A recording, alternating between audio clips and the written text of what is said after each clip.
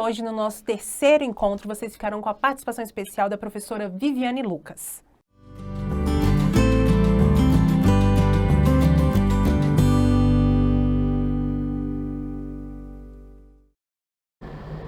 Olá, gente. Boa tarde. E aí, treinaram? Estão sabendo, né, que hoje vai ter a musiquinha para vocês treinarem bastante. Então, hoje, nesse primeiro momento, nós vamos trabalhar sobre o arcabouço legal, tá? Todas as leis, tudo que favorece a questão da inclusão e da disseminação da língua de sinais, né, para o conhecimento de todos. Mas até chegar neste ponto que nós estamos aqui, teve muita luta por direitos daquele sujeito surdo, daquele cidadão, daquela pessoa. Então vamos lá, vamos começar? Já está na... Então vamos conhecer o surdo, né? Tudo que envolve essa temática da pessoa, porque não é só o sujeito. Para ele ter direito à escola, a trabalho, a exercer plenamente a sua cidadania, ele passou por uma série de coisas e precisa de apoio legal de políticas públicas. Então a gente vai trabalhar a legislação, a questão do capacitismo. Só que antes, gente, eu preciso lembrar vocês, esse curso só é possível porque é uma parceria do Instituto Cultural Menino de Ceilândia e a Secretaria de Estado de Cultura e Economia Criativa do Distrito Federal. Sem esse apoio, esse projeto não poderia acontecer, tá bom? Aí, voltando, a gente vai trabalhar a legislação, capacitismo, a questão do bilinguismo, a educação de surdos e as barreiras atitudinais, ok? Vou passar assim rapidinho, porque eu acho que a Michele já deve ter falado para vocês sobre a história do surdo. Quando a gente fala a história do surdo, a gente tem que entender todas as pessoas com deficiência. Porque desde o início da civilização, desde o começo que estavam construindo as sociedades, essas pessoas sempre foram segregadas. Elas sempre foram separadas, marginalizadas. Marginalizadas no sentido de estar à parte do convívio da sociedade. Essas pessoas, e até hoje, tem estudos antropológicos, né, que algumas culturas exterminam as crianças com deficiência. Porque parte do princípio que aquelas crianças vão crescer e não vão ser funcionais, não vão poder guerrear, não vão poder caçar, não vão poder contribuir para aquela sociedade. Então, isso não acontecia só com surdo, acontecia com qualquer pessoa com deficiência. E até o século XV, o surdo era considerado um ser primitivo, que ele não tinha nenhum direito garantido, nada. Ele era considerado... Nasceu uma pessoa surda ou com deficiência, só para vocês terem ideia, não podia votar, não podia se casar, não tinha direito à herança, não tinha direito a ir para a igreja na época do cristianismo. Tudo era proibido, porque acreditava que ele não entendia, que ali ele não tinha cognitivo, não aprendia, não era nada. Inclusive tem relatos que os surdos, na época, né, dos reis lá, do feudalismo, eles eram usados como bobos da corte, para animar o rei e os convidados. Olha só, gente. Aí a situação dessas pessoas foi ficando, né, cada vez mais absurda, cada vez mais excludente. Antes de 1750, primeiro que ninguém nem sabia, porque eles eram tão execrados ou eram exterminados, que ninguém se dava conta que tinha essa condição.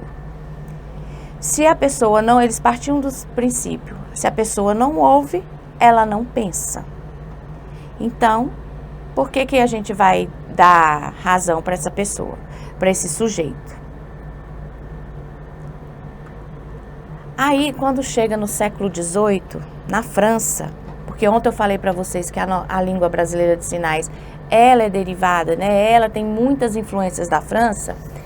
Em 1750 surge um abade, que era tipo um frade da Igreja Católica na época, chamado Charles Michel Lepé, e ele começa a trabalhar, a catequizar os surdos, né? Ele ficou conhecido como o pai dos surdos, mas na verdade, naquele tempo a elite, deficiência aparece, não faz distinção de classe, nem de raça, nem de etnia, nem nada, as deficiências acontecem. E aí os filhos ricos da burguesia, eles não podiam ficar simplesmente jogados. Então o que fizeram? Chamaram esse abade para educar essas pessoas ricas somente, para dar um mínimo de instrução, mas uma instrução do que fosse capaz de fazer sentar à mesa quando viessem os convidados, esse tipo de coisa. Mas os pobres, continuavam segregados.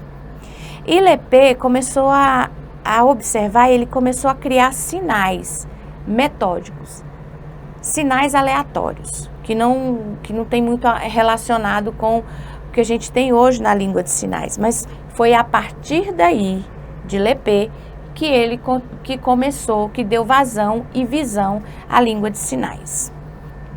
Aí ele fundou o Instituto Nacional de Educação para Surdos e Mudos de Paris. Lembra que ontem eu falei que não existe mudez? Mas antigamente, mas muito antigamente, para você ver, 1750, Lepê chamava mudo, porque eles vocalizavam, mas não falavam.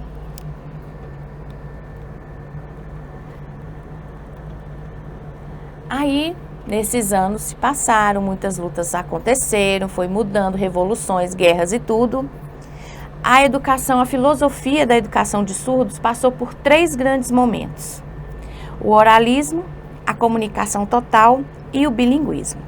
De 1750 até hoje, esse tempo todo, foram muitas conquistas e muitos retrocessos. Sabe que teve um congresso em Milão, em 1808, 1830, que teve um grande congresso para discutir a questão da educação de surdos, porque os surdos estavam tendo ascensão, porque quando começa a estabelecer uma comunicação, uma língua, eles podiam fazer tudo que os outros ouvintes, ditos normais, faziam.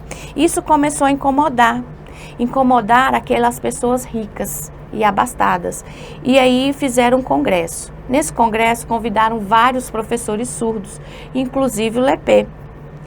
E nesse congresso tinham professores surdos, pessoas surdas que davam aula para surdos e pessoas ouvintes que trabalhavam com surdos. Lá no meio do congresso, a maioria ouvinte retira, expulsa esses surdos e os defensores da língua de sinais desse congresso e determina por quase 200 anos, 2 séculos, que estava proibida o uso da língua de sinais. O surdo, para ter direito à herança, casar, votar, ter uma empresa, um comércio, uma fazenda, ele tinha que falar. Ou fala, ou fala. Se não fala, não tem direito. E por isso que ficou 200 anos só o oralismo. O oralismo focava na fala. A pessoa tinha que falar.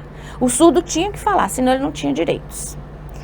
Nesses 200 anos, eu estou falando de uma realidade europeia, do Velho Mundo e também dos Estados Unidos, porque quando começou a migração, esses surdos começaram a criar cidades. Mas aqui no Brasil, essa onda de oralismo durou, pasmem, até quase os anos 2000. Só para vocês terem uma ideia. O oralismo era defendido com unhas e dentes aqui no Brasil por muito mais tempo do que na Europa e nos Estados Unidos. Aí veio a comunicação total. Na década de 70, 1970, uma professora linguista americana teve uma filha surda. E ela, trabalhando oralismo, mas ela via que a menina não rendia, não tinha sucesso. Aí ela começou a associar alguns sinais com a fala. Surge a comunicação total. Essa comunicação total era uma mistura, uma aquisição da língua, só que entre o oral e o gestual, o uso de sinais. Isso foi uma confusão, mas deu certo por algum tempo. Até que, graças às lutas e às pesquisas, muita pesquisa, começaram a estudar e viram que a língua de sinais ela tem uma estrutura gramatical, por isso é considerada língua. Ela tem todos os componentes linguísticos que a nossa língua portuguesa tem. Ela tem o léxico, ela tem semântica, ela tem fonologia, ela tem linguística aplicada, ela tem morfologia, ela tem todas as classes de palavras, um vocabulário riquíssimo. O que difere é a maneira como se é escrita. E aí, com base nestas pesquisas, em evidências científicas, surge o bilinguismo. Mas aí precisava o quê? Garantir esse bilinguismo, que é o quê? O surdo, toda pessoa surda tem direito a aprender, a adquirir, a ter aquisição da sua língua materna, que é a língua de sinais, como primeira língua, e o português escrito, no caso do Brasil, como segunda língua. Em outros países, o bilinguismo é língua de sinais referente àquele país e aquele idioma escrito, aquela língua do país. E aí a gente conseguiu, mas precisava o quê? Garantir por lei. Foi por isso que criaram a lei de Libras. Foi para o quê?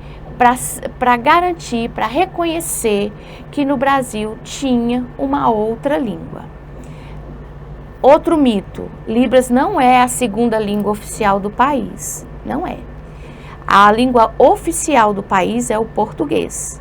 Libras é uma outra língua reconhecida por lei e regulamentada por decreto. Mas a gente também tem as línguas dos povos originários, que também é reconhecida por lei.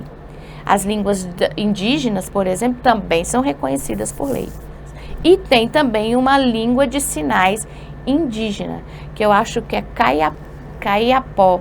Se eu não tiver, eu vou ver se tem aqui no slide para ver o nome certo da etnia.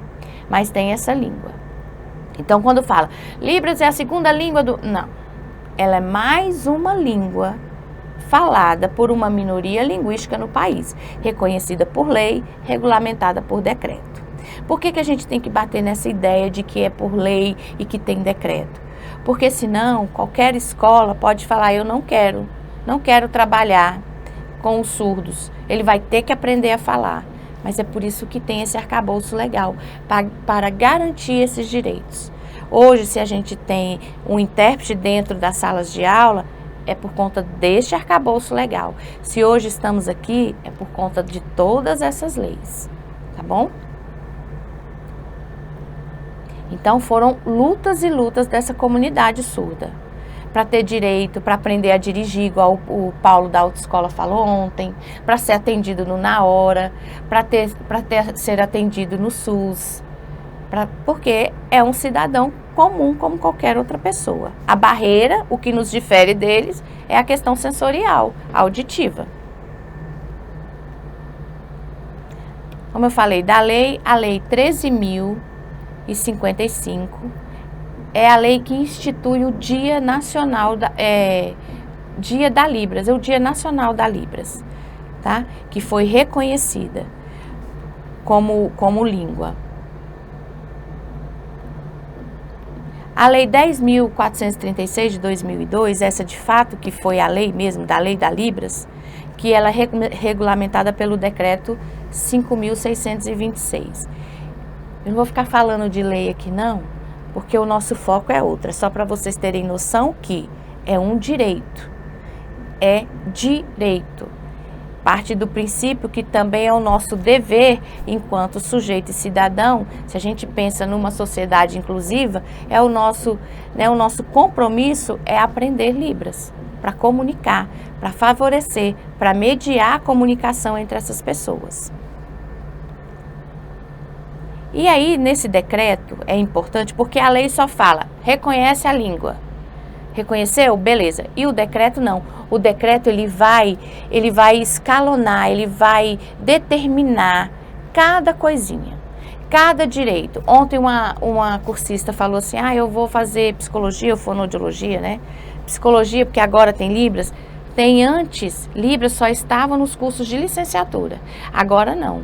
Libras tem todo curso, seja bacharel ou licenciatura, tem que ter no mínimo um curso de 60 horas, nem que seja como disciplina eletiva, mas tem que constar na grade curricular. Porque a gente percebe que todos devem saber, todos devem, né, ter conhecimento básico da língua de sinais.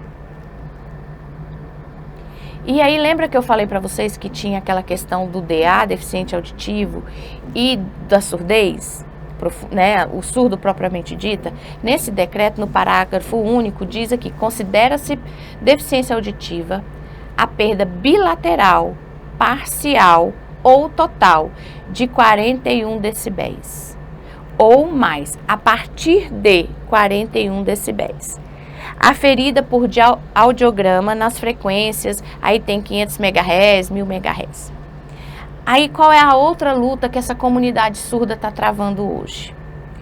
São aqueles surdos monocular, ou de uma orelha só, porque ele não é considerado deficiente auditivo.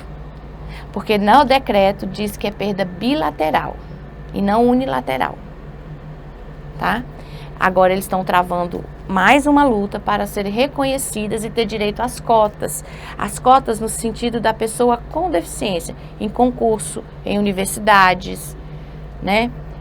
Em todas essas questões. Porque é considerado que ele ouve de um ouvido, de uma orelha, e a outra não, ele não é considerado deficiente auditivo.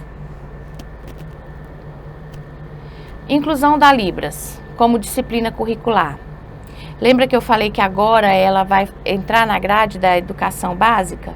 Então, o Senado aprovou o ano passado, é como o inglês e o espanhol, como modalidade de ensino. Então, as escolas vão poder optar. Tem estados que já fazem essa opção há muito tempo, antes dessa lei, né, dessa aprovação do Senado. Goiás, tem muitas cidades do Goiás que já trabalham Libras há muito tempo. Santa Catarina está anos-luz da gente. O Amapá, lá no meio do mato, tá também. Então, assim, mas entrava como optativa. Agora ela vai ser modalidade de ensino, tá? E aqui no DF? Como que fica essa questão dos surdos, da educação dos surdos aqui no DF? Em 1960 foi criado o CEAL, o Centro de Audição e Linguagem. Esse CEAL é uma escola muito boa, que lá os meninos fazem todo tipo de exame, de audiometria, para aferir se é surdo ou se é DA, mas lá por muitos anos, da década de 60 até hoje, anos, né, 2022, por muitos anos, por mais de 50 anos, lá só usava o oralismo. Se o surdo não tinha aptidão de fala, não queria, porque a gente sabe hoje que o surdo ser librista, ser oralizado, ou ser, né, bimodal ali, oralista e librista, é uma questão de identidade. É como ele se reconhece, é como ele se entende no mundo. Tipo, não quero falar, então não sou obrigada a falar, porque eu tenho uma lei que me sustenta, que me garante, eu vou usar Libras. O outro já não, eu tenho essa facilidade da oralização, da oralidade, eu vou porque eu posso permear melhor no mundo dos ouvintes. Eu posso, né, andar nos dois ambientes, vamos supor, nos dois mundos, no mundo dos surdos e no mundo dos ouvintes. E tem aquele que é total oralista, oralizado, e fala, não quero Libras, eu vou falar. Isso é da identidade, é como o sujeito se reconhece, tá? Por isso que a gente não pode obrigar o sujeito a falar, como era antigamente. Você fala, senão você não come. Já pensou, gente? Né? Não tem condição. Mas o CEAL, por muito tempo, trabalhou na filosofia oralista.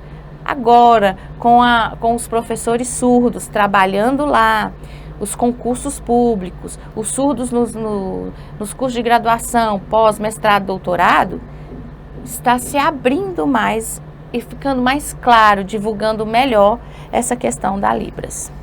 Aí, em 1964, criou aqui em Brasília a Associação, né, de Surdos de Brasília, a ASB, que tem até hoje.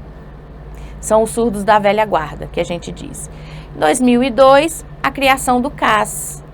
O CAS é o Centro de Atendimento ao Surdo. É nesse lugar, dentro da secretaria, que tem cursos de Libras, que tem a escola bilíngue aqui em Taguatinga, entendeu? E 2015 começa o curso de Letras Libras na UNB. As leis distritais, né? Aqui do DF tem a lei 645, que é de 94, que torna obrigatório o símbolo internacional da surdez nas carteiras de identidades dos deficientes auditivos. Porque o fato de usar aquela orelhinha cortadinha, aquilo é um símbolo legal, oficial, regulamentado por lei.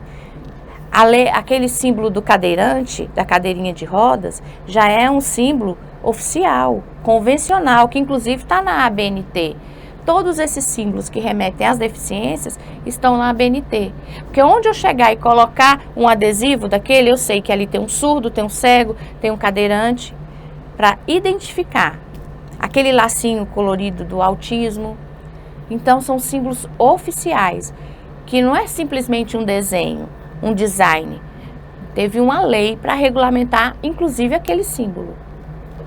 É a partir disso, dessas pequenas conquistas, que um cego pode entrar com cão-guia no ônibus, no Uber. E mesmo assim, século XXI ou 2022, a gente ainda vê todo tipo de discriminação. Olha lá o mudinho, não sabe falar, não sabe escrever. Ou lá vem aquele homem com aquele cachorro. Né? Porque são o quê? Preconceitos. Conceitos pré-concebidos antes que a gente tenha o esclarecimento. Porque às vezes a gente é ignorante no sentido da palavra, porque a gente desconhece, o fato de desconhecer um conceito. Mas vocês vão sair daqui, ó, tinindo. Vocês vão aprender tudo. E o que é melhor, ficar mais aberto ao outro, né? A empatia, que o mais importante é a gente ter empatia com o outro, nos colocar no lugar do outro. Já pensou se fosse eu nessa situação? E hoje nós estamos aqui de boa, né? Tá todo mundo bonitinho, ó, cada um na sua janelinha do Zoom. Esse é o sinal do Zoom, ó, da plataforma. E se de repente a gente sai e acontece alguma coisa e do nada a gente perde alguma função motora, cognitiva, sensorial.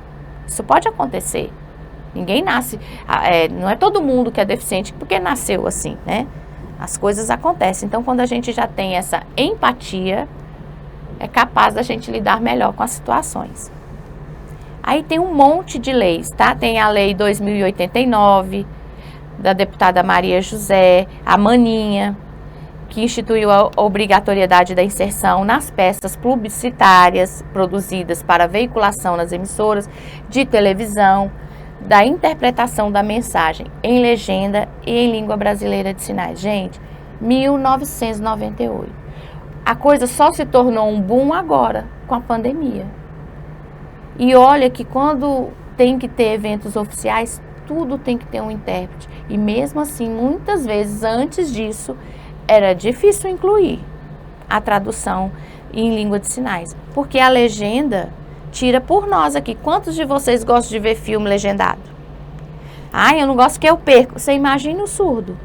Que se a compreensão do português escrito é diferente, você imagina o surdo. E outra coisa, quando é filme nacional, o surdo brasileiro não pode assistir o filme porque não é legendado, porque parte do princípio que é o mesmo idioma. Olha só que coisa, né?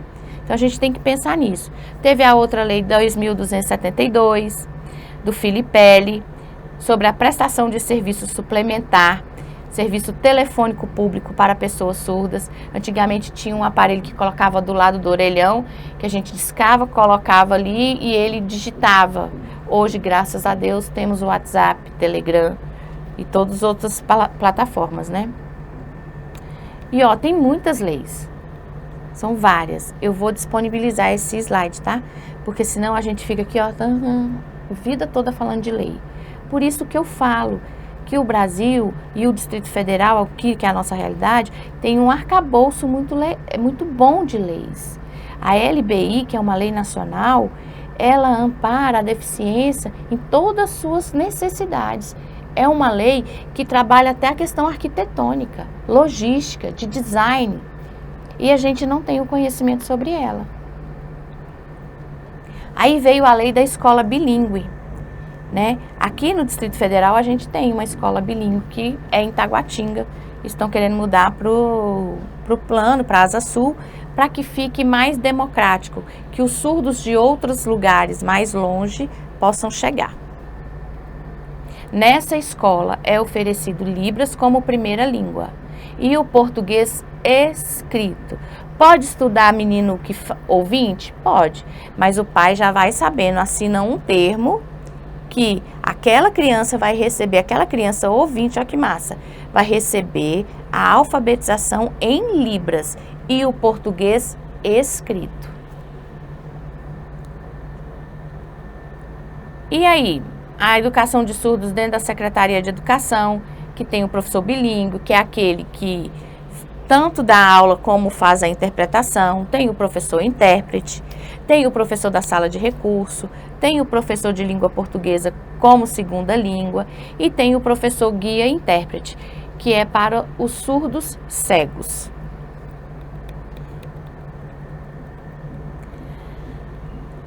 E aí, como eu vou falar para vocês sobre a filosofia das características do bilinguismo, porque o oralismo, graças a Deus, caiu por terra. Pouquíssimos, raros usam o oralismo. Comunicação total ajudou? Ajudou na construção de uma língua consolidada e reconhecida. Mas hoje a gente não usa mais. É apenas o bilinguismo. Trabalhar Libras como primeira língua e o português escrito. Eu não vou obrigar o surdo a falar, não. Ele vai escrever e da forma que ele escreve. Porque, como diz Vygotsky, a nossa escrita é o nosso pensamento.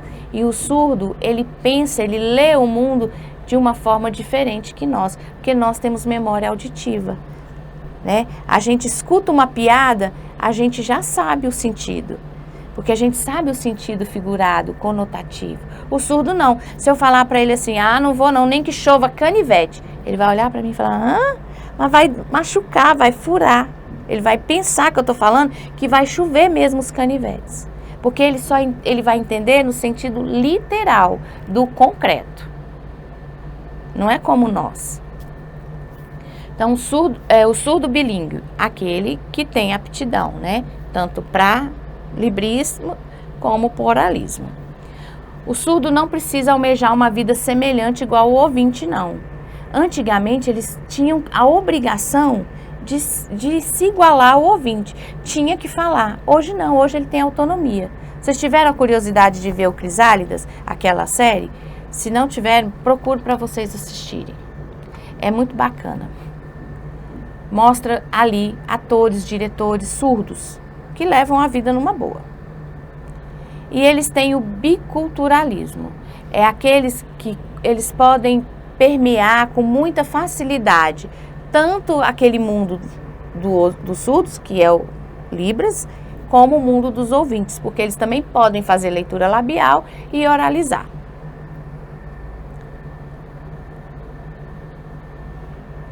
Tá tudo bem? Tô indo correndo não, né? Porque essa parte é teórica, pra gente depois ir pra prática. E aí, como eu falei, a questão das identidades. Então, os surdos avançaram muito nas pesquisas.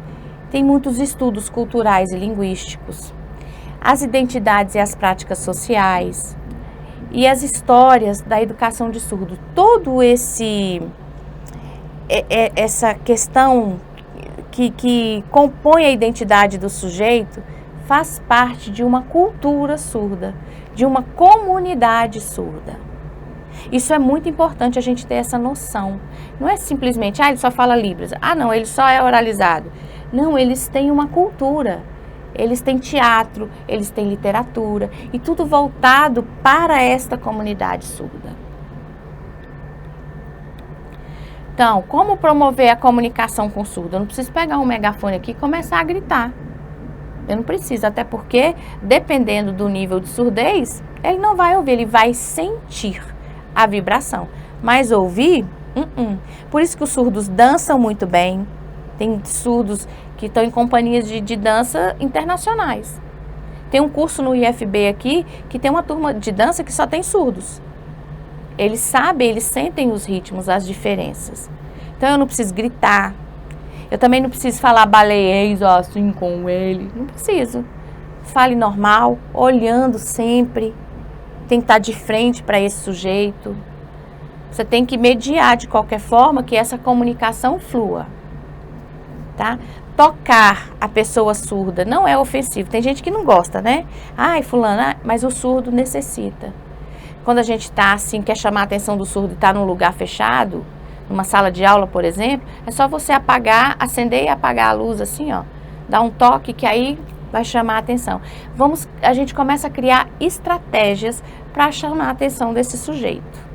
Porque gritar, pegar no rosto da pessoa assim, não dá, né, gente? Outra coisa, nunca ficar de costa pro surdo.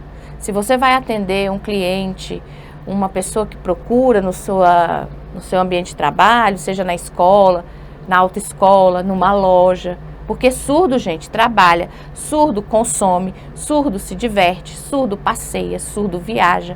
Então, se ele chega num guichê, vai fazer um check-in de uma passagem, aí o sujeito que está atendendo, vira as costas pro cara, não vai entender nada. Policial, quando faz uma abordagem, fala, vira, como é que vai virar, meu irmão? Se ele nem falou, como é que ele vai entender? Então, a gente tem que começar dentro das instituições, né, governamentais, esse trabalho para que os servidores aprendam e saibam tratar bem aquele cidadão. Quebrem barreiras, abram portas para uma sociedade inclusiva de desenvolvimento para todos. O que eu mais gosto dessa aula, gente, é falar sobre as barreiras atitudinais. Atitudinais se refere ao nosso comportamento, à nossa atitude com o outro. Por isso que eu falo sempre, se coloca no lugar do outro, tem empatia, porque quando eu faço é a questão também do capacitismo. Por exemplo, vou pegar o exemplo da autoescola, que o colega falou aqui. O surdo vai lá e se matricula para fazer a aula. Aí vem um outro colega e fala assim, não sei para que ele vai aprender a dirigir. Como é que ele vai aprender a dirigir se ele não escuta? Uai, qual o problema? Melhor para ele que não vai ouvir os xingos e as buzinas, né? Mas ele vai dirigir como nós. Aí, onde está a deficiência? Não da pessoa, mas do serviço. Está naquele que nasceu surdo e é librista e tem uma vida funcional, ou sou eu, ouvinte, que não estou sabendo atender aquele sujeito, né? Então, são essas barreiras. Tipo, eu vou no médico e no dentista, e esse dentista é surdo. Ah, não vou não. Vai saber se ele é dentista mesmo. Vai saber se ele é enfermeiro mesmo. Ah, não vou deixar meu filho aprender com esse professor, com essa professora, não, porque ela é surda, ela não sabe nem escrever. Isso é o capacitismo, é olhar o profissional e achar que ele não tem a capacidade para aquilo que ele se formou. Aí vocês falam assim, nossa, professor, que absurdo. Não, não é absurdo, não. A gente faz isso o dia todo, o tempo todo, sem perceber. Sem perceber. A gente faz. Porque os preconceitos, ou seja, aqueles conceitos preconcebidos, estão tão enraigados na gente, está permeando tanto a nossa sociedade, o nosso meio, que a gente acha natural discriminar. E por mais que a gente pense assim, não, eu não sou preconceituosa, quando a gente se depara com a situação e a gente não percebe, a gente tem atitudes capacitistas, atitudes discriminatórias, né? E fiquem sabendo, tem uma leva de profissionais porretas mesmo. Tem até aviador aqui, piloto de avião, surdo aqui no Brasil. Ele é conhecido como João do Avião. Ele pode pilotar avião com tripulação, com pessoas, mas ele pode pilotar qualquer outro tipo de aeronave, desde que os estímulos não sejam sonoros, né? Seja tudo ali no painel. E tem curso de aviação para surdo. Tem muitos surdos doutores, mestres que estão na academia. Tem muitos dentistas. Tem médico ginecologista, nutricionista, personal trainer, todo tipo de profissão, gente. Então, assim, se eu contrato um personal, eu falo, ah, não, mas ele é surdo, ah, não sei. Não, normal, como a gente.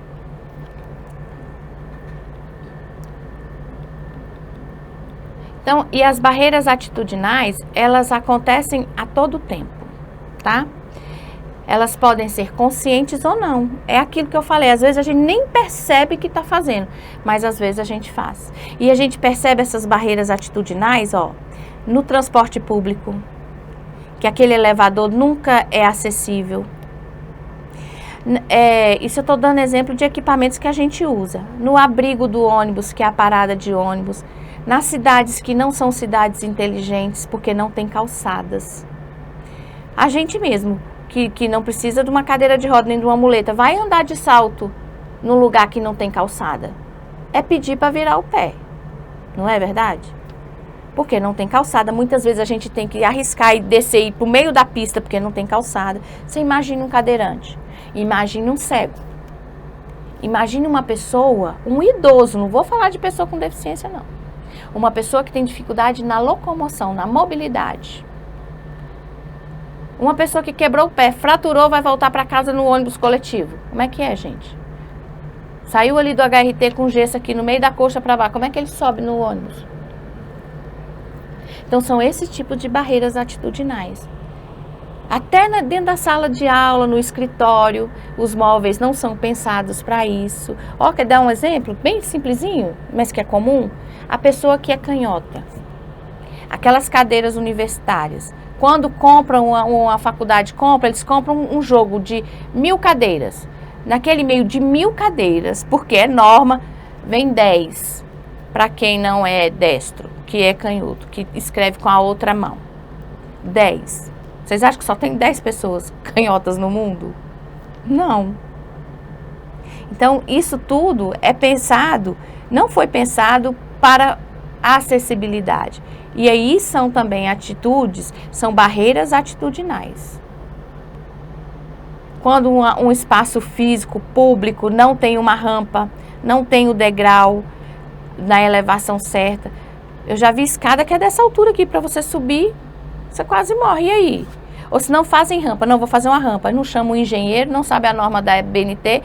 O cabra, além de subir com a cadeira, ele tem que ser aqueles assim, tipo... atleta de alto rendimento, porque é tão inclinada que pode correr o risco da cadeira voltar. Não é fazer por fazer. Ah, não, vamos colocar um piso tátil aqui. Não sabe o que é piso tátil, aí compra no mercado paralelo, aí pode prejudicar mais ainda. São esses tipos de barreiras, tá?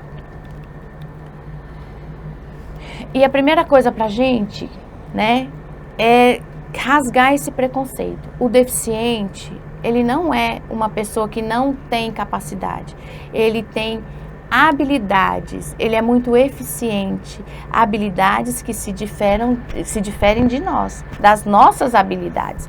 O cego, para ele andar, ele desenvolve outros sentidos, muito mais apurado do que a gente, que vai fazendo, andando andando ali pelo céu, olhando para cima e a gente não percebe as coisas. Então, eles desenvolvem outras capacidades, muito maiores do que a gente. Mais funcionais até. E tirando alguns mitos, tá? Nem todo surdo faz leitura labial, gente. Eu falei pra vocês, né? É treino, tudo é treino. Ao falar com o surdo, nunca fica de costa. E nem olhando pra baixo assim, tímido, com vergonha não, tá? Você tem que olhar mesmo. Se o surdo estiver acompanhado de um intérprete, isso é o mais bacana, que a gente tem que mais prestar atenção. Conversa com o surdo, não vai falar para o intérprete. O intérprete que lute, gente. Ele tá ali, é para isso. Você conversou com o surdo olhando para o surdo e o intérprete tem que estar lá do ladinho de quem tá falando, ó, interpretando. Ele que lute, é o trabalho dele. Agora, não é você falar para o intérprete e ainda dizer assim, ó, não, fala para ele aqui agora. Não. É ver a pessoa enquanto sujeito. É olhar para ele, nos olhos ali. O intérprete que lute. Esse é o trabalho do intérprete. Usar papel e caneta. Ah, escreve aqui. Ou WhatsApp, bacana, legal. Emojis, maravilha, eu adoro também. Mas pensando, lembrando e tendo a consciência que a escrita do surdo difere da nossa. Então, a gente não ter aquela visão capacitista. Nossa Senhora, já está na faculdade escrevendo desse jeito? Não, é desse jeito mesmo, porque a escrita é a construção do pensamento. Só lembrar do Vygotsky. E saber Libras não significa que ele vai entender mímica. Mímica é uma expressão artística. Libras é uma língua. E também, gente, eu não posso inventar sinal não, tá? Não posso ir sair criando sinal. Tanto é que ontem eu falei que o sinal identitário, só quem pode nos dar é uma pessoa surda. Nem todo surdo é bilíngue. É aquilo que eu falei, vai de acordo com a identidade, como ele se compreende no mundo, dentro da sociedade. Bilíngue, lembrando, é aquele surdo librista e é aquele surdo oralizado, que ele usa os dois canais, tá? Bimodal para se comunicar, gestual e oral.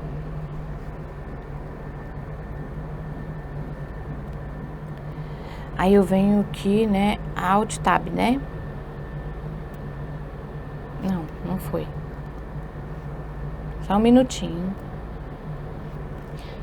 Não foi não, senhor. Então é isso. Essa parte teórica é para vocês terem uma noção de como é e vive aquela pessoa que você conheceu. Porque quando a gente entra nesse mundo de Libras, que a gente começa a aprender, vou falar uma coisa para vocês, a gente não sai mais. Não adianta. É uma coisa, é uma paixão. A gente quer sempre aprender. Pode ficar anos sem fazer. Aí você encontra uma pessoa e fala, eu fiz Libras lá e tal. Mas nunca deixa de dizer que fez. Porque é uma paixão. E lembrando que isso para a vida pessoal, pelo menos para mim, é um orgulho. Eu chego e falo, eu sou bilíngue. Eu tenho proficiência e fluência em Libras. É muito massa, é muito bacana. Então, quando a gente entra nesse contexto, que a gente vai aprendendo, vai estudando, essa parte teórica é mais para esclarecer para a gente, que antes não tinha o esclarecimento, não tinha o conhecimento e aqueles conceitos, né, que a gente foi aprendendo, para eles serem quebrados. Esse paradigma ser quebrado, que a gente não tem essa visão capacitista, essa visão preconceituosa, que a gente nem sabia que era, mas a gente tinha algumas atitudes, né, algumas discriminações atitudinais, tá bom? Vamos agora para outro slidezinho que é mais prático. Olha, eu acho que eu tenho problema aqui. Alt Tab, é isso?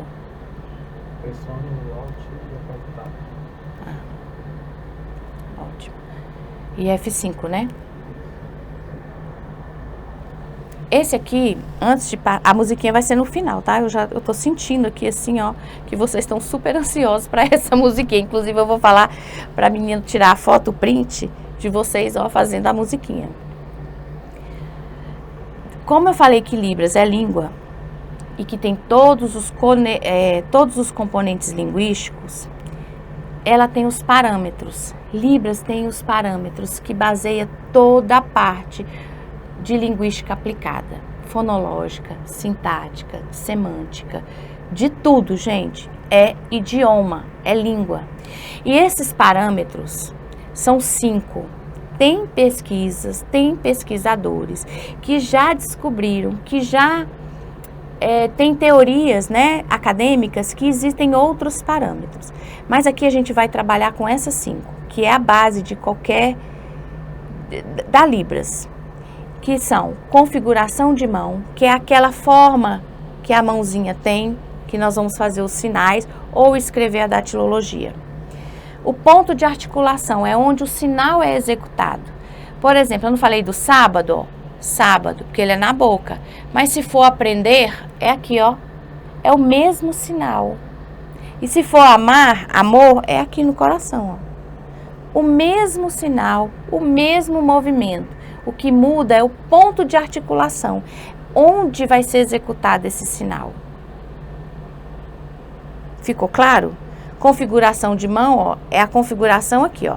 Essa configuração de S. O movimento é o abrir e fechar. Sábado ou laranja, na boca. Aprender, aqui. E amar, aqui. Então, o ponto de articulação é onde o sinal vai ser executado. A orientação que é a orientação, se é direita, esquerda, para cima, para baixo, que também está associado ao movimento. Por exemplo, esse movimento. A orientação do amor é aqui, ó, no coração.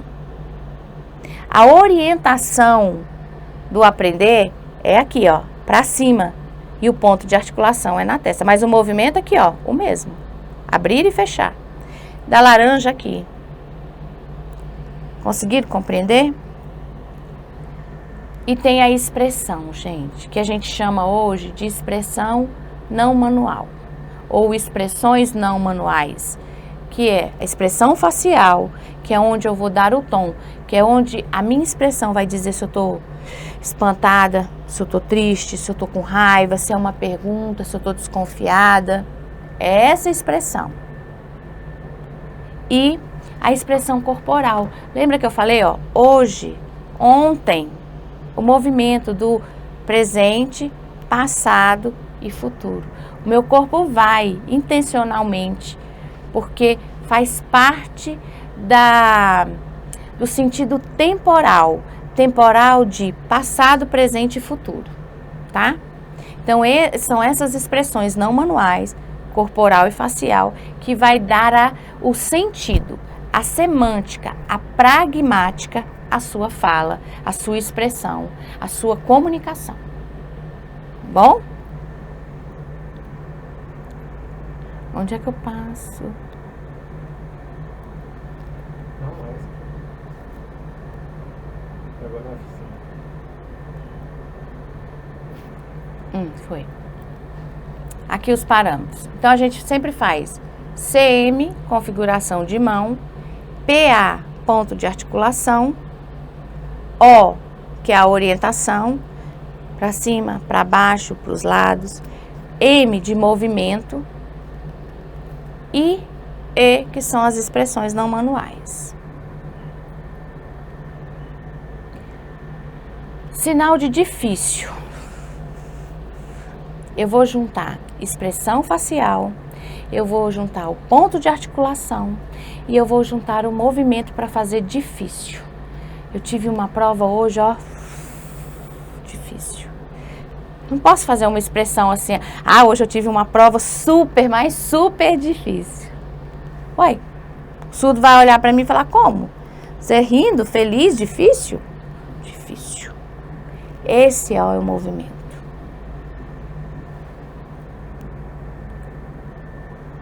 A configuração das mãos, né, que é a forma que a gente vai fazer com a mão para fazer o uso da datilologia, escrita da palavra em sinais, tá? Ou para fazer o próprio sinal termo. Aprender, laranja ou sábado, dependendo do contexto.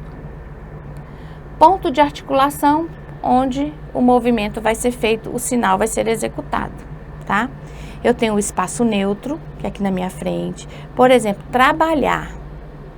Tipo primo, que nós vimos ontem, só que primo é no quadril. O trabalhar é aqui. Trabalhar, ó. Eu vou pra frente e pra trás. Faço este movimento. Aqui, ó. Perto aqui, do tórax. Brincar também no tórax. Paquerar.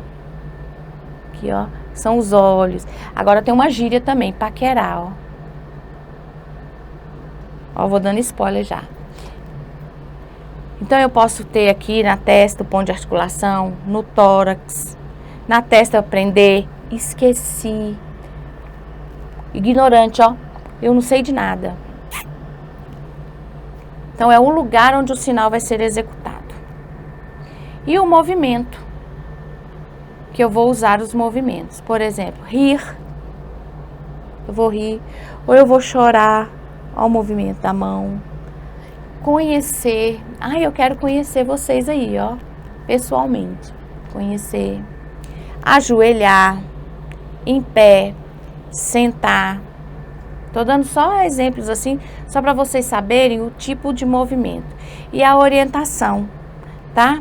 Ir, vir, subir, descer, acender a luz, apagar, abrir a porta, ou abrir o livro, fechar, fechou, fechou, fechou.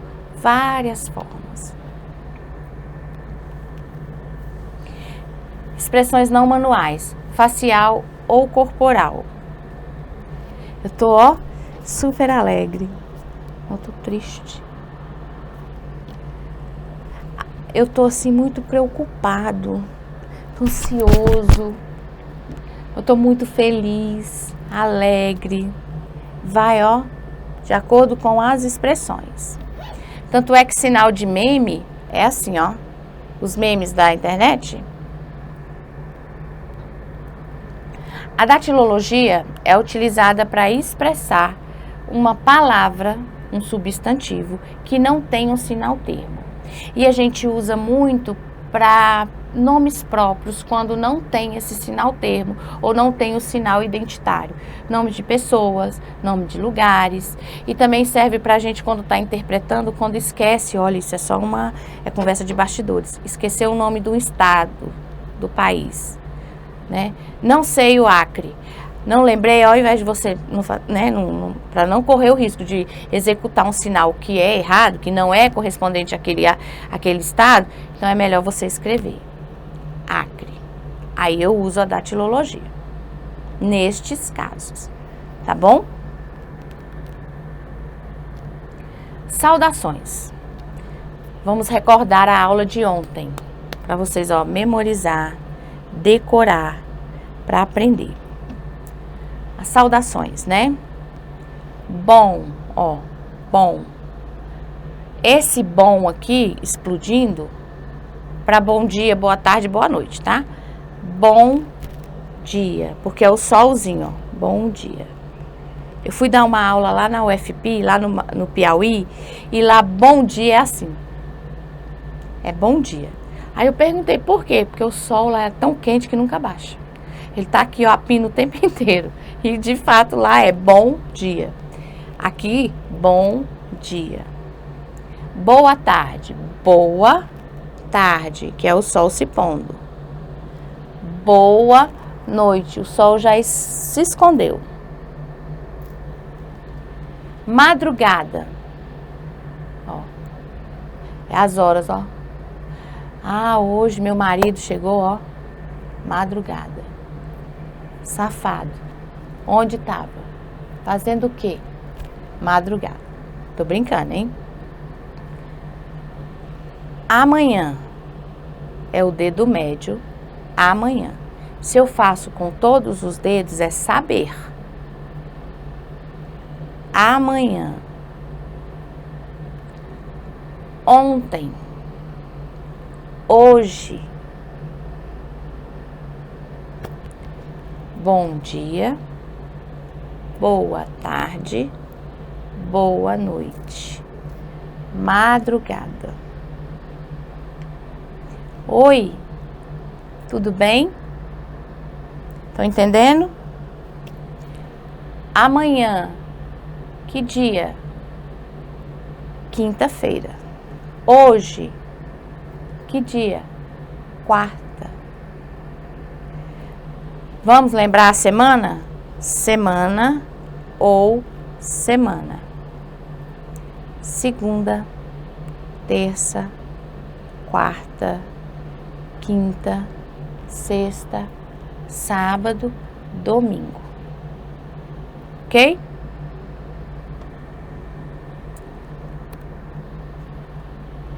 Números.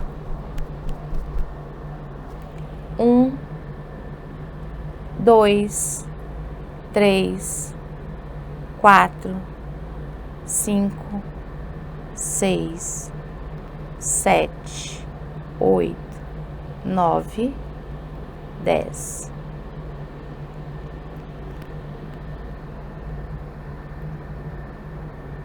E o alfabeto propriamente dito. A, B, C, D. Lembra, gente, que é o indicador, não o mindinho. D, E, F, fora, G, H I J K L M N O P Q R S T O traz T U V W X Y Z.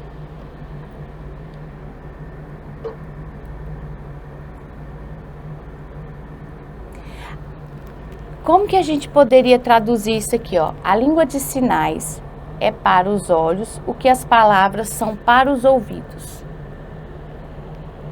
Como que a gente ia fazer isso? Como que a gente poderia dizer isso? A gente parte do princípio, gente, que a língua de sinais é para o outro, esses olhos é da outra pessoa, o que a nossa boca fala e o outro escuta.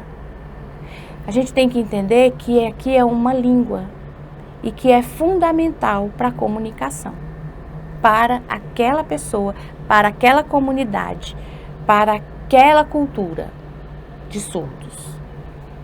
Beleza? Vamos lá. Lembrar aqui. Lembrando que em Libras não tem marcação do gênero na palavra. Por exemplo, quando eu falo Instituto Cultural Menino de Ceilândia, em Libras ia ficar, ó, Instituto Cultural Homem, Criança de Ceilândia. Entendeu? Quando eu falo vô, avô, eu vou marcar aqui, sempre aqui. Primo, prima, tio, tia, sempre o marcador tá aqui. Porque em Libras não tem essa, ele só marca um gênero, masculino ou feminino. Compreenderam? Sempre vai ser criança aqui, se for menino, menina, se for aqui.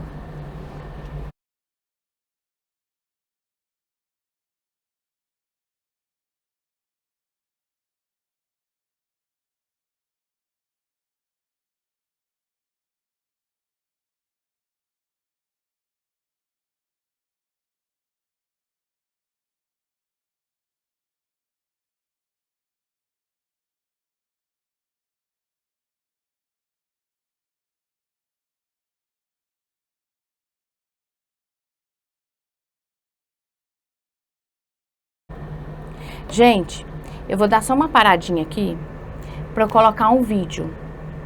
E aí depois eu continuo essa aula. E vocês podem entrar, a chamada já tá aberta, né? Já podem colocar o nome de vocês lá no chat, tá bom?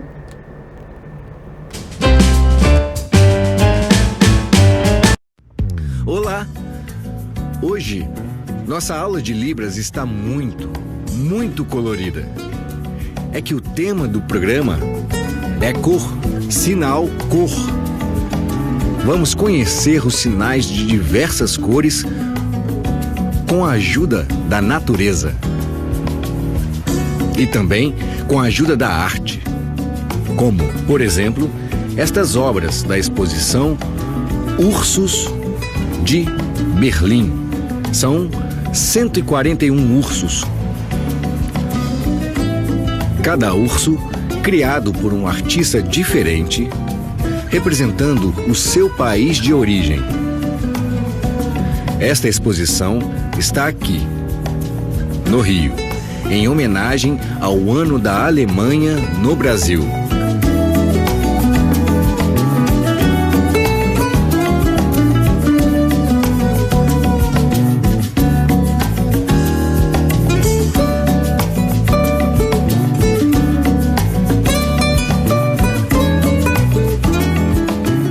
As cores são percepções visuais que captamos em nossas retinas a partir da luz. As chamadas cores primárias, As cores básicas são as mais fáceis de reconhecer. São elas: amarelo, sinal amarelo, vermelho, sinal vermelho, azul, sinal azul. Essas três cores estão muito presentes na natureza. E por isso, vários pintores utilizaram em suas obras. Era o caso do Renascimento, movimento artístico que surgiu no fim do século XIV e foi até o século XVI, com artistas famosos como Leonardo da Vinci,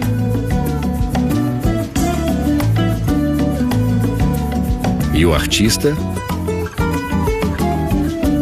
Michelangelo.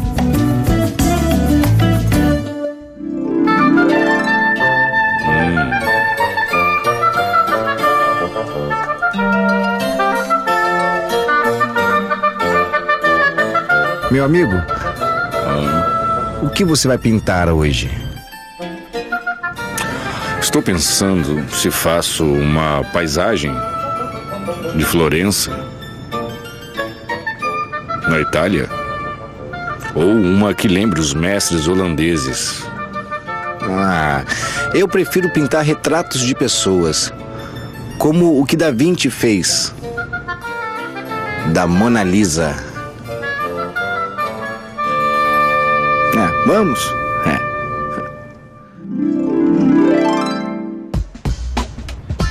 O Renascimento aconteceu em vários lugares da Europa e ficou famoso principalmente em cidades como Florença e Veneza, na Itália,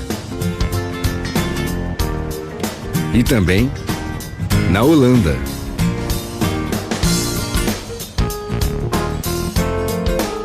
As pinturas eram detalhadas e com muitas cores complexas, como as que são a mistura de cores primárias. São as cores secundárias. Entre elas, o verde, sinal verde, que é a mistura do azul com o amarelo, verde, e também o roxo, sinal roxo, mistura do vermelho com o azul, roxo, e o laranja, sinal laranja, mistura do vermelho com o amarelo, laranja.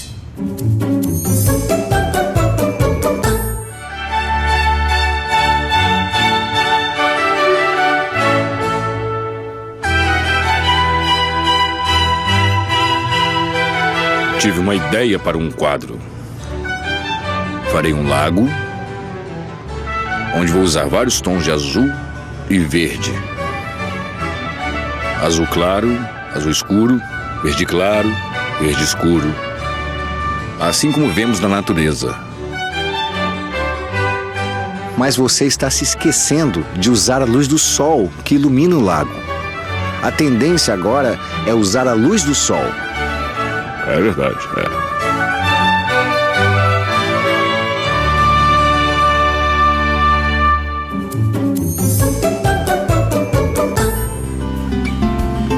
Renato e Áureo estão interpretando os pintores impressionistas que surgiram no fim do século XIX, na França. Eles também usavam misturas e cores primárias, mas seus quadros eram mais luminosos e com a sensação de movimento mais forte do que os quadros de épocas anteriores. Nesse grupo de pintores célebres impressionistas estão personalidades como Monet e Renoir, muito famosos. Estou sem ideias para um novo quadro. Já sei. Por que não pintamos uma lata de sopa? Lata de sopa? Isso não é arte. Claro que é arte. É pop art.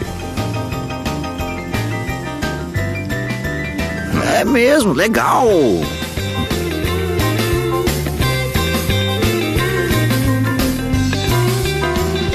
Viu? Viu? Perfeito.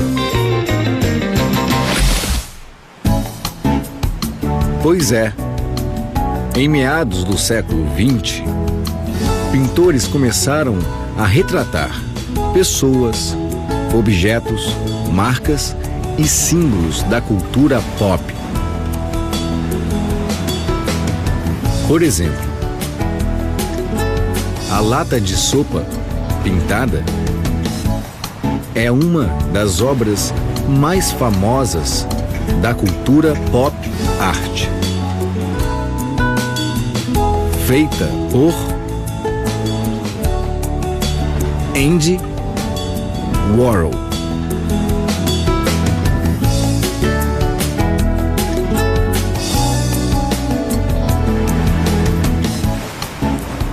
Um dos expoentes desse movimento. A pop art se consagrou nos Estados Unidos e traz as cores vibrantes como, por exemplo, tons mais fortes de rosa, sinal, rosa, como o rosa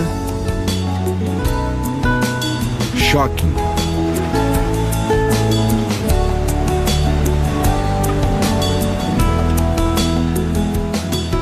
ou o azul turquesa.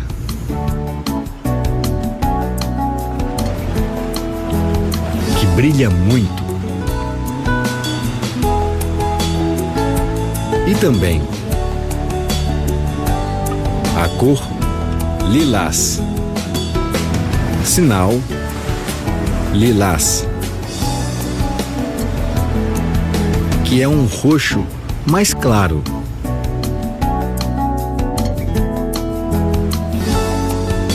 E o vinho, sinal vinho,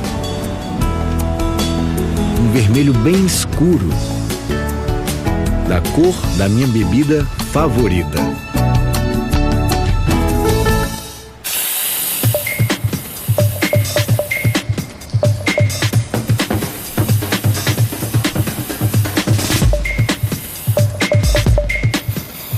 Que legal. Vou te mostrar uma coisa.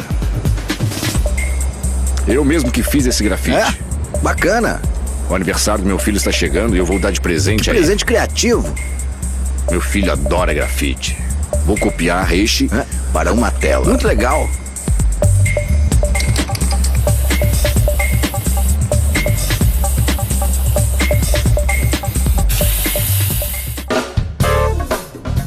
Chegamos agora no grafite.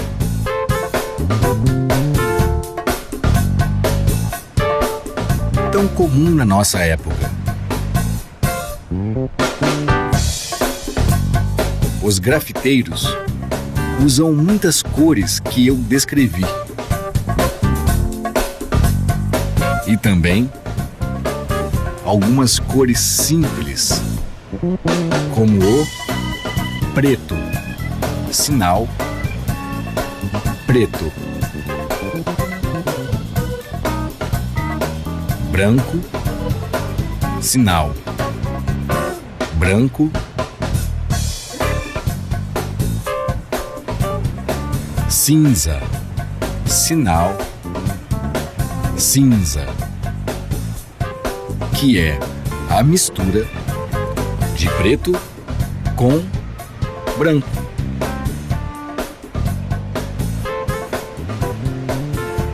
Cinza. E também o bege, sinal bege. E marrom, sinal marrom. Mistura de preto com amarelo ou de preto com laranja, marrom. Também são usadas cores metálicas,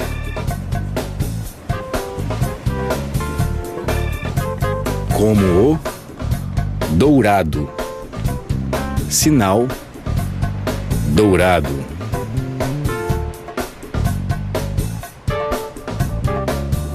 Prateado, sinal prateado. E bronze, sinal bronze.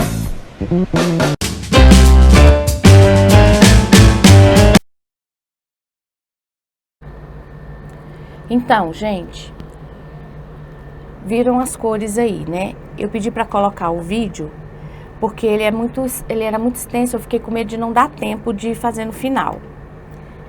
Mas eu vou repetir todas as cores com vocês, fiquem bem tranquilos. Mas a gente vai reforçar a aula de ontem e as cores é um preparativo para a aula de amanhã também, tá? Só pra eu não perder aqui, senão não daria tempo de passar o vídeo para vocês. Retornando, vamos voltar lá de novo no nosso slide da família. É só porque, já entenderam do vídeo, né? Porque senão o horário fica aqui, eu me perco, vou falando e não dá tempo de passar tudo para vocês. Família. Configuração de F, certo? Pai. Pai. Observem que o desenho, ele tá fazendo um outro sinal, tá fazendo aquele, ó, que eu mostrei ontem. Pai. Mas a gente usa esse aqui, como também usa esse aqui, tá? Avô. Ele tá fazendo assim, ó. Avô. Avô. Ah, tá errado. Não, tá certo. Só que aqui a gente usa avô. Isso é para mostrar as variações, tá? Mãe. Filho ou filha. Irmão. Irmã. Sobrinho. Sobrinha. Tio. tia, primo no quadril ou prima, tá?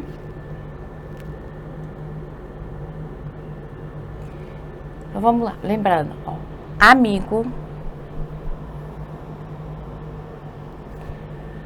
idade, madrinha, padrinho,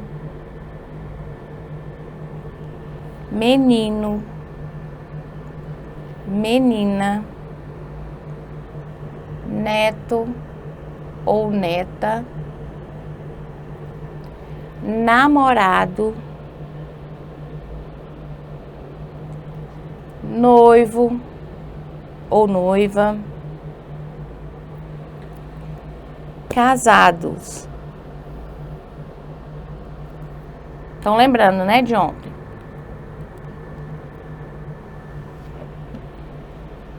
Semana ou semana. Segunda, terça, quarta, quinta, sexta, sábado, domingo. Eu sei que domingo é o primeiro dia da semana, mas eu tenho que falar sempre segunda, porque eu sou proletariado, eu tenho que trabalhar. Então eu começo a minha semana na segunda. Meses. Calendário eu puxo. Meses vai retinho.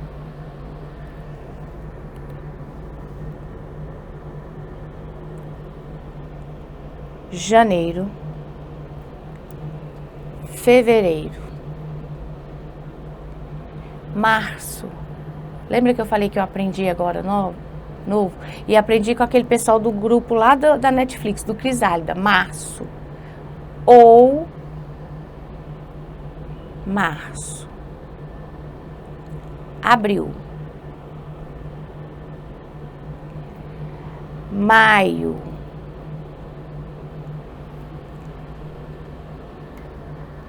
Junho. Julho. Ou julho. Agosto. Setembro. Outubro. Novembro. Dezembro. Ano. Ano passado. Ano que vem.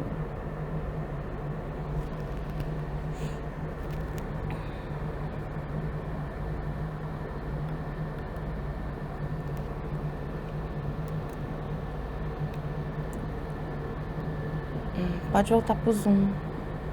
Como é que eu volto? ESC, né?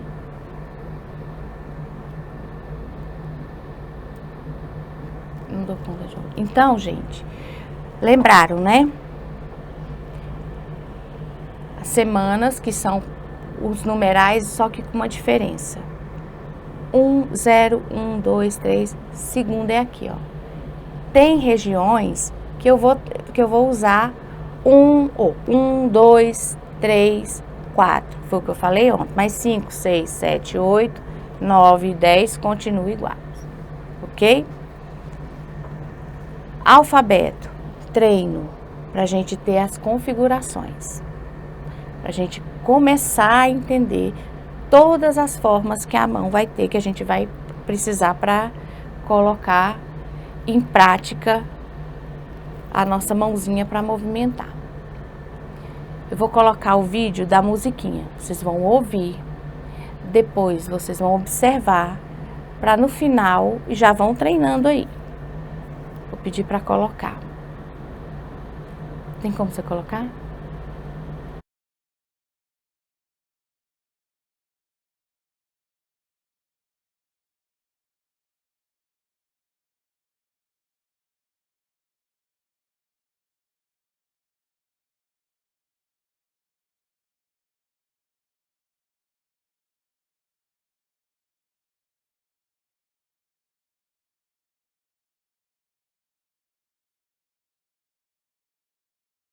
Então eu vou passar o vídeo que eu falei pra vocês da música, enquanto procura e coloca ali. Mas é, ó, A de amor, B de baixinho, criança, C, coração, D de docinho, ó, E, escola, casa, estudar, F, feijão,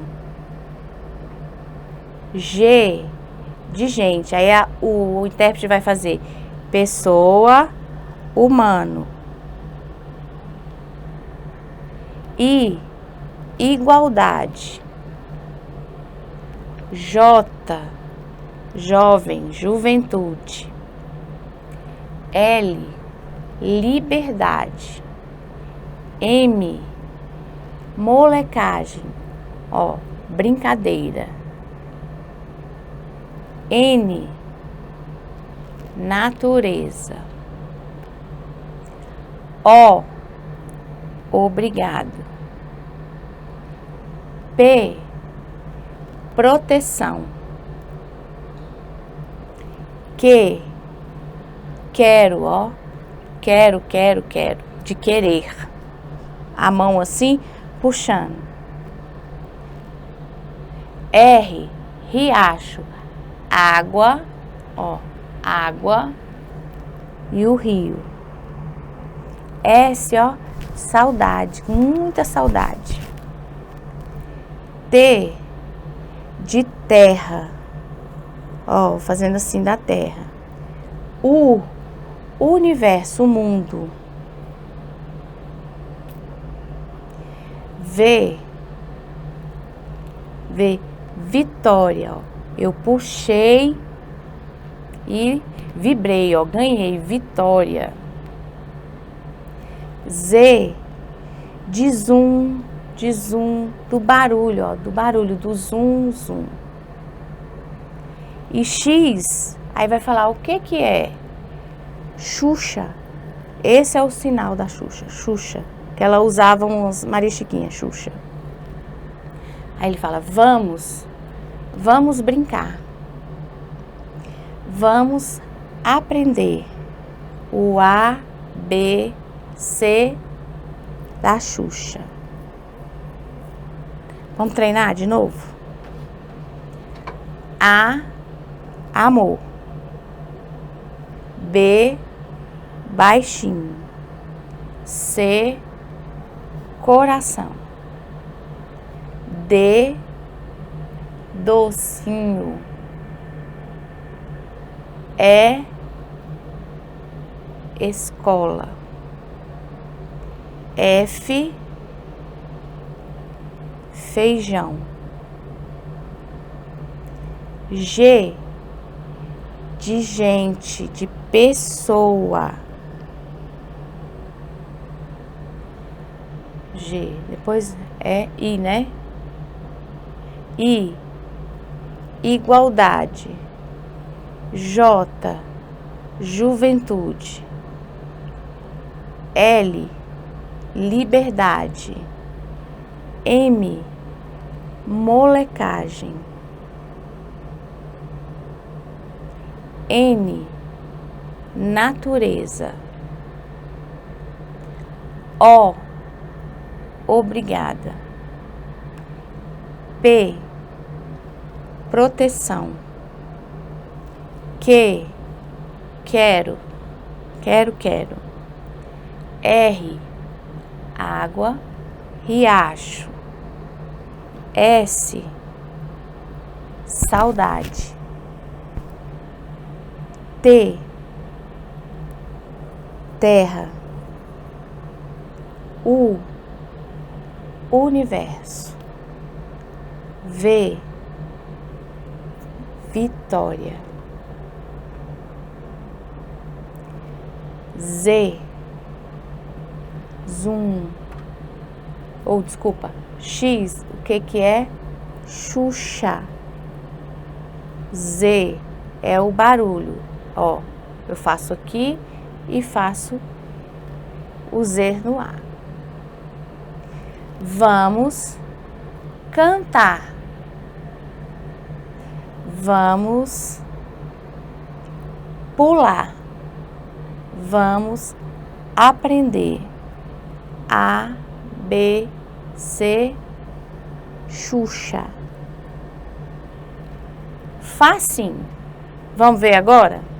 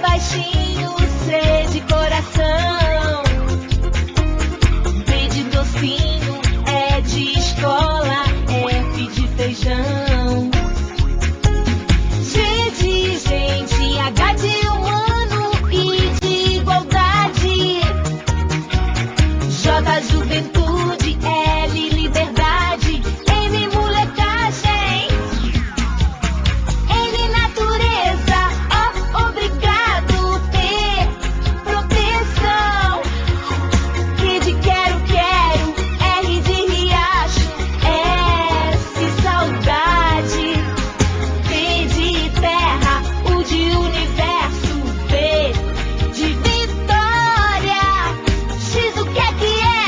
Xuxa! E Z é zum, zum, zum, zum, zum.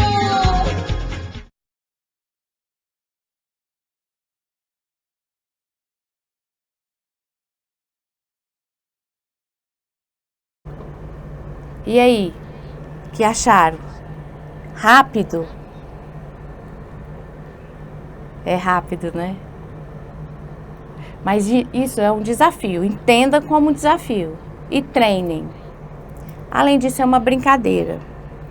Como falta agora poucos minutos para a gente terminar, meia hora, a gente vai abrir e vocês vão tirar as dúvidas, perguntar, fazer pergunta sobre a aula, o que querem saber, mas antes, abram as câmeras para a gente poder tirar o print e a foto direitinho.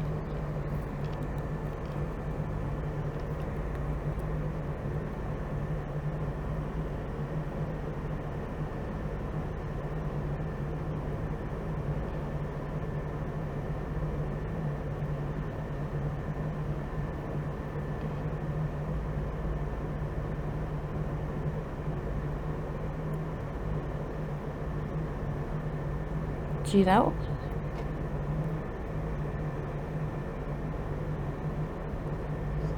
Façam assim, ó. Vai ficar bem bonitinho.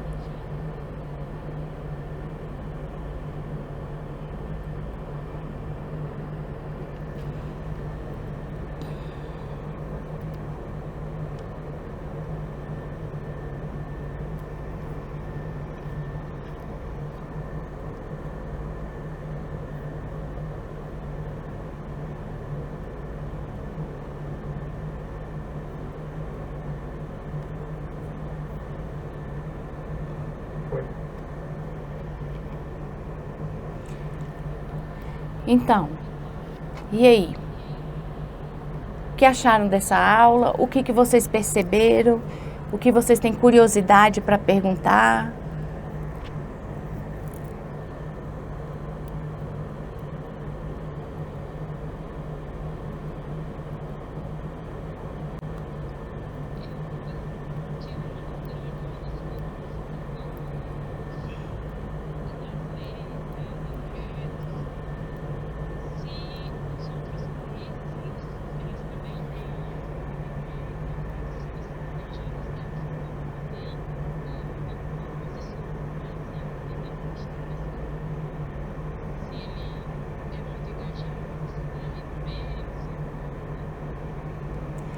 Foi a Giovana, né?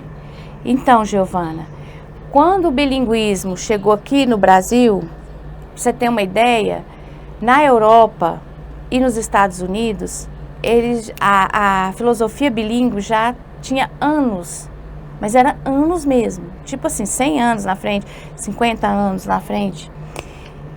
Mas o arcabouço legal do Brasil, ele é visto como modelo, porque ele atende o sujeito em todas as suas necessidades. Eu não conheço como que são as leis que diz respeito à pessoa com deficiência ou acessibilidade em outros países, mas eu acredito que em termos de educação, principalmente educação bilíngue, os outros países estão bem mais desenvolvidos que a gente. Para você ter uma ideia, em Washington tem uma universidade só para surdos, com professores surdos, né? Vai muita gente daqui para lá para fazer pesquisa, tem muitos doutores surdos que estudaram lá, então chama Galau, uma coisa assim, esqueci o nome, e ela é só para surdos. Tem ouvintes? Tem, mas na perspectiva bilíngue, está ali para aprender a língua de sinais daquele país e a língua oficial como segunda língua. Na Europa, a França também, anos-luz na frente, tanto é que a língua de sinais começou lá com Lepé. E detalhe, né? Aqui no Brasil veio a educação de surdos e mudos, em 1800 e pouco, porque Dom Pedro II convidou o Lepé para vir para cá e fundar o Instituto Nacional de Educação de Surdos e Mudos, que hoje é o INES, e que o Everaldo, que eu sou apaixonada nele, aquele professor, trabalha lá. Tem a TV INES, né, tem toda uma estrutura só para educação bilíngue. E aí Dom Pedro trouxe esse francês para cá. Dizem a fofoca, a boca miúda, que ele trouxe porque Dom Pedro, tanto o pai quanto o filho, o Dom Pedro I como o segundo, eles namoravam muito e tinham muitos filhos bastardos, ou seja, filhos que não eram reconhecidos, que não podiam ser reconhecidos. Mas ele tinha Dom Pedro II era um visionário, um amante da cultura, ele foi um cara extremamente inteligente e ele não queria que os filhos, mesmo fora do casamento, não tivessem educação, acesso à educação. E uma dessas, dizem, né, não sei, que ele teve filhos surdos, e aí ele não queria que esses filhos ficassem fora ou discriminados ou marginalizados, já que ele não poderia reconhecer como filho. Queria dar pelo menos educação. E aí trouxe para cá o instituto, convidou o Lepé e fez um instituto que é lindo. Se vocês tiverem a oportunidade de ir para o Rio e conhecer, é lindo. É lindo a arquitetura, a cultura, a educação, é da gente ficar assim apaixonado. Então assim, nos outros países eu não conheço, mas aqui no Brasil eu falo que tem um arcabouço legal que serve de modelo. Inclusive nas comissões, né, nas convenções de educação na ONU, o Brasil é referência nesse sentido. Presta atenção, na questão da pessoa com deficiência, tanto na educação como na acessibilidade, no direito da pessoa de ir e vir, aprender a ser atendido. Aí é um modelo.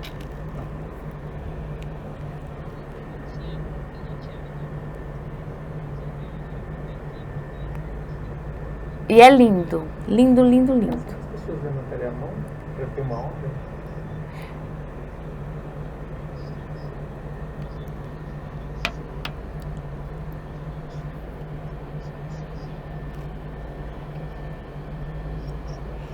Então, é aquilo que eu falo. Oh, gente, se quiser perguntar, vão levantando a mão para facilitar, para organizar. Quem está falando é o Léo, né? Léo, é o seguinte, Libras é língua, tem os componentes linguísticos, mas essa flexão verbal, ela quase não existe. Então, ser, estar e permanecer é a mesma coisa. Se for o sentido de existir, eu existo, eu vivo. Né? Ah, eu tô doente, eu estou doente. Não, eu doente. É assim que eles constroem a expressão, a frase. Então, ser, estar, permanecer e ficar é a mesma coisa. Em sinal é aqui. E se for a questão da existência, é de viver. Oi, boa tarde, Keila.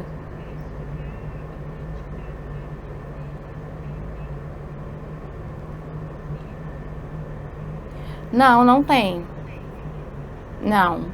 Não tem. Isso foi uma discussão até para ter o direito ao benefício do BPC, benefício de prestação continuada. Porque na nossa identidade, no nosso documento de RG, teve projetos de leis, mas não avançou. Que não é para estar lá escrito, claro, que é pessoa com deficiência. Parte do princípio que se você encontra uma pessoa com deficiência, você já sabe, entende que ela tem uma deficiência. Só que no caso da surdez, do autismo e outras deficiências, às vezes não é visível. E também não existe uma carteirinha de deficiência. Tinha antigamente, mas por questões também de sentir discriminação, a questão das barreiras atitudinais, não se usa mais. Acabou. Ele tem direito ao benefício? Ele tem um cartão, como a gente tem o cartão cidadão. E lá está dizendo que ele faz jus a esse direito. Mas uma coisa que identifique, que está taxado, não, ele é deficiente, não tem.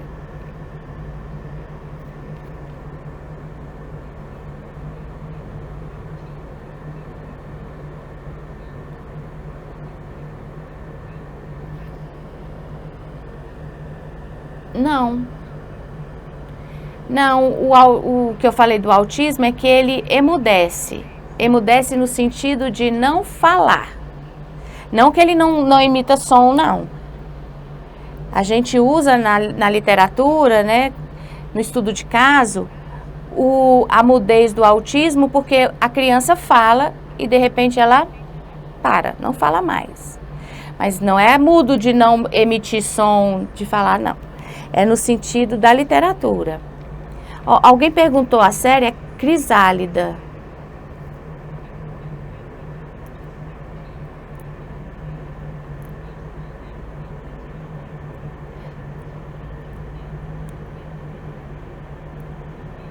Mas isso é nos casos severos, de autismo severo.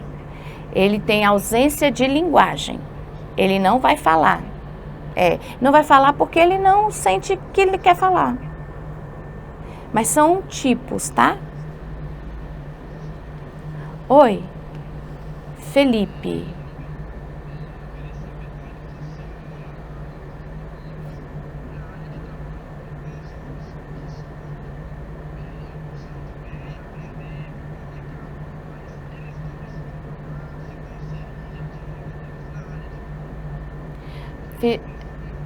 Felipe, ótima pergunta.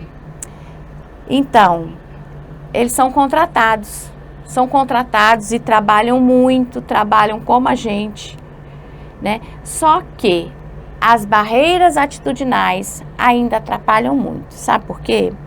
Tem professor doutor formado, tem dentista formado, que quando vai ser contratado, só pelo fato de ser surdo, se não for um concurso público, vão colocá-los em lugares subaproveitados. Vão colocar o surdo para trabalhar, vai falar, não, vou trabalhar só com informática, porque aí ele fica ali focado no computador, não conversa, isso é um tipo de discriminação e preconceito. Não valorizam a formação acadêmica daquele sujeito, daquele profissional. E eles trabalham, atuam como nós, com o pré-horário normal, eles têm direito à cota da pessoa com deficiência. Se for na área privada, existe a lei que são 5%, né, dos contratos, das pessoas contratadas têm que ser pessoas com deficiência. E te falo, Felipe, infelizmente, por conta das barreiras atitudinais, às vezes, esses profissionais estão em áreas subaproveitadas, que não estão sendo aproveitados na área de conhecimento deles. Tá? E aí, gente?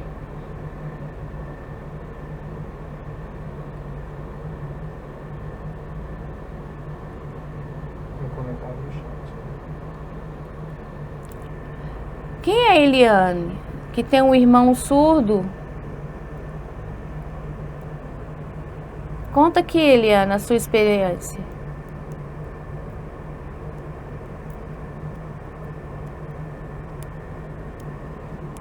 Oi, boa tarde.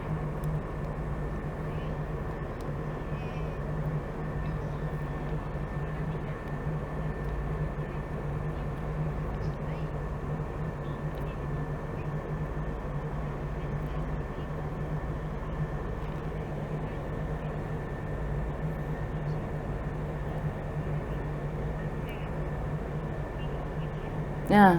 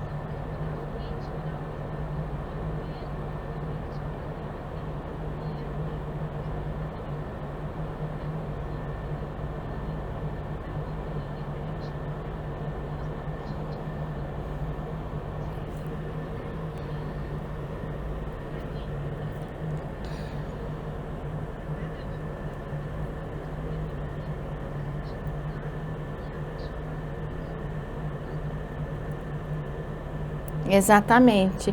Muito bacana seu testemunho aí, né? Compartilhar com a gente.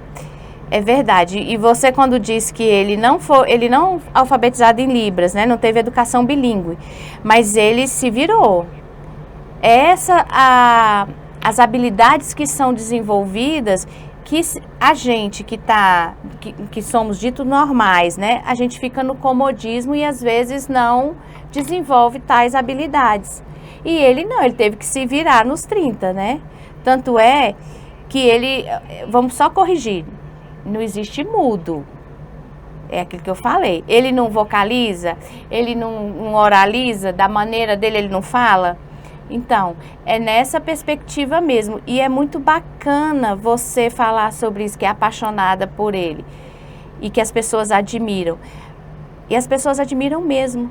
Sabe por que admiram? Porque aquilo que eu falei, mesmo que inconsciente, a gente olha para o outro achando que aquela diferença o faz incapaz. E na verdade não. Não é isso, pelo contrário, né? São pessoas como nós e que desenvolvem outras habilidades e que são super bem-sucedidos quando têm as mesmas oportunidades. O que a gente tem que quebrar com essas barreiras atitudinais é dar para todos as mesmas oportunidades. Não é privilegiar um e o outro, ou discriminar um em detrimento do outro. Não, mas que todos nós, eu, você, seu irmão, meus amigos surdos, todas as pessoas tenham as mesmas oportunidades. Às vezes a gente não trabalha na nossa área de formação, mas a gente procura, corre atrás, faz... São oportunidades e que todos tenham isso. Para isso é que tem esse arcabouço legal. Na raça, na briga, no suor, tem uma lei, ó, que protege, que diz que ele tem que ser contratado. Então a gente tem que ter esse conhecimento, conhecer que existem leis, que existem instituições que são para isso, para defender o direito de todos. Beleza? Falaram do INOSEB, eu vi aqui no chat, fica na Asa Sul. Lá é o Instituto Nossa Senhora do Brasil. Começou a primeira pastoral dos surdos aqui no Distrito Federal. Então lá eles fazem as missas, tem curso de Libras, do básico ao avançado. Lá os professores são surdos, né? Então é bem bacana. Vale a pena conhecer. Eu acho que sim. Agora que voltou todo mundo, deve ser, né?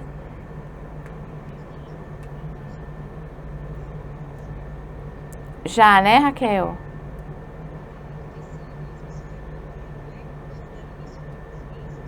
Ah, então voltaram sim. Gente, eu conheço uma pessoa.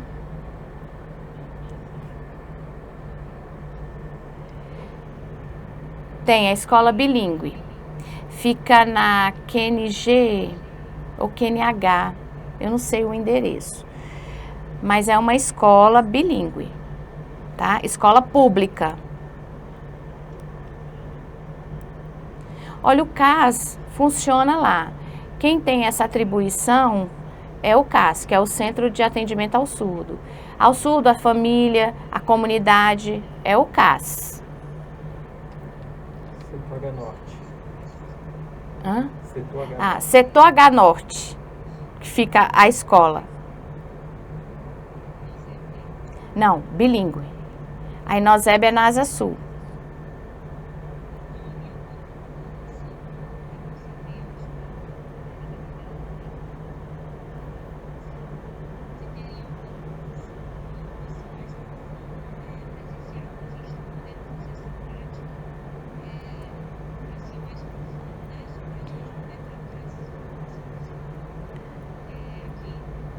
Olha, deve ser um projeto, deve ter um projeto para isso, que futuramente seja presencial.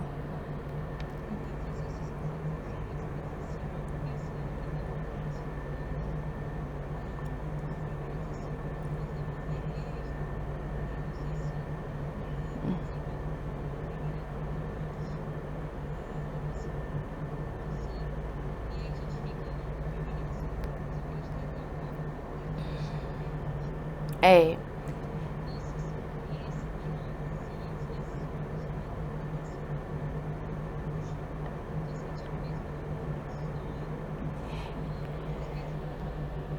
Fora o cansaço cognitivo, né? Porque o cansaço é mental. Quando você está interpretando, você tem que ter um vocabulário rico e você não pode mudar o sentido da frase, da fala. Então você tem que ser muito rápido para saber o sinônimo, ou um outro conectivo para usar. Isso.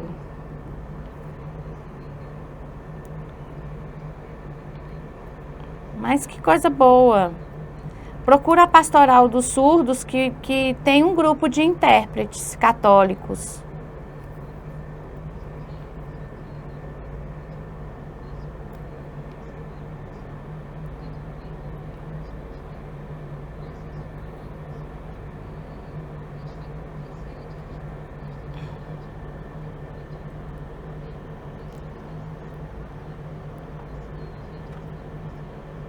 Isso.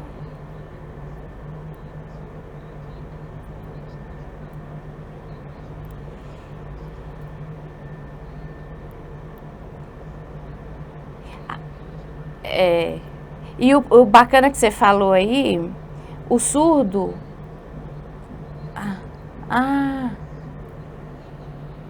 Isso, então você conhece.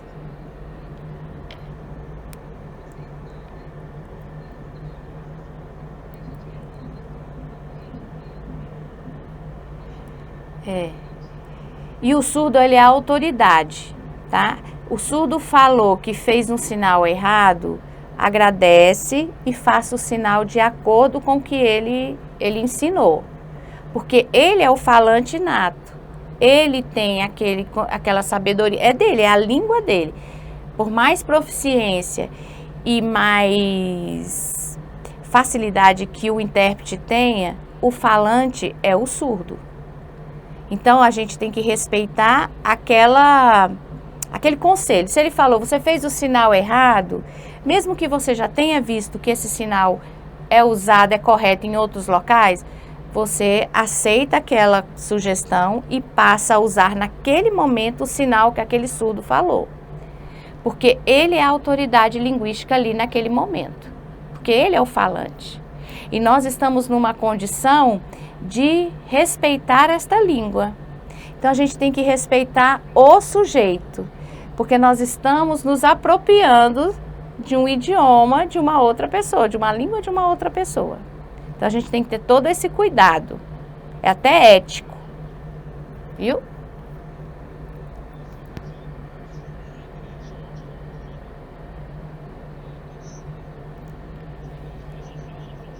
Com o Fabiano, né, professor?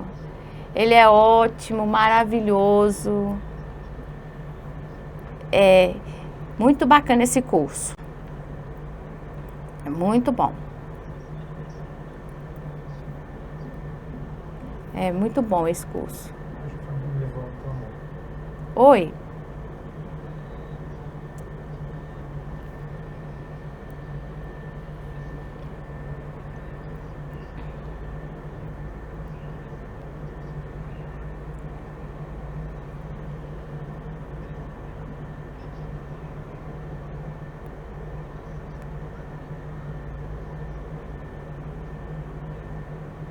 Surdo. Quais recursos, né, que você pode usar? Todos que você puder. Legenda, intérprete de Libras, tudo que você puder usar. Muita imagem, frases curtas.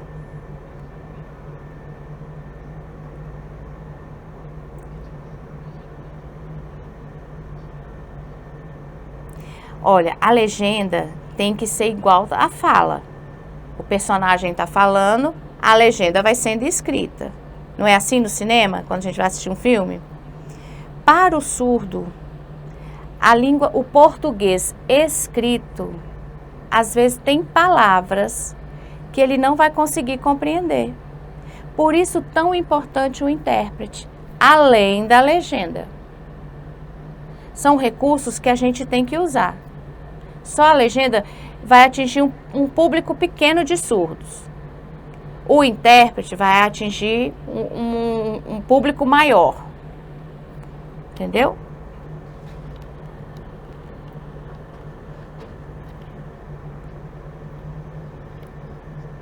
Felipe.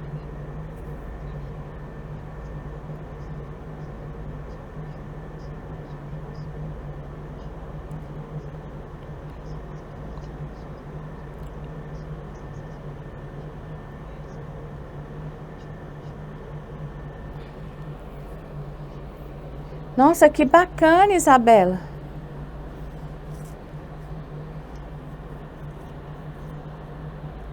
Território Paranoá?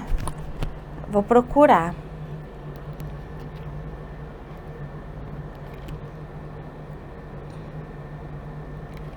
Eu vou até anotar, minha filha.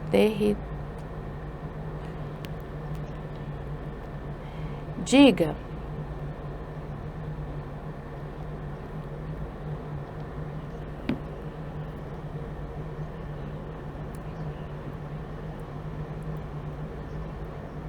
Não, tem sinal. A construção do sinal, de todos os sinais, ele vem por base de pesquisa acadêmica, científica. Porque cada sinal é um léxico. Corresponde a uma palavra. Então, se eu escrevo cultura, para eu ter um sinal termo que corresponda a esse léxico, que é uma palavra, eu preciso ter um embasamento teórico. Eu, Viviane, não posso criar sinais, mas tem grupos de estudo, de pesquisas, de linguística aplicada, que estudam só essa questão de criação de sinais. Por isso que eu falei, a gente tem que ter muito cuidado, a gente não pode sair inventando sinais, porque tudo tem uma base teórica, lexical, tá bom?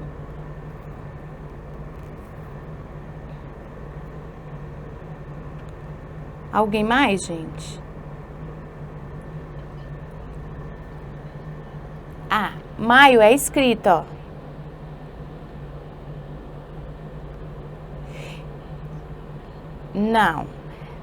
Não, aqui no Distrito Federal é esse. Em outros estados tem sinal que é tipo de Maria. Antigamente os surdos mais antigos falavam que era o mês das mães. Mas a língua é viva, toda língua é viva, ela vai modificando, ela vai mudando com o tempo. O sinal de março, esse aqui, nós aprendemos agora recentemente porque veio do eixo Rio e São Paulo.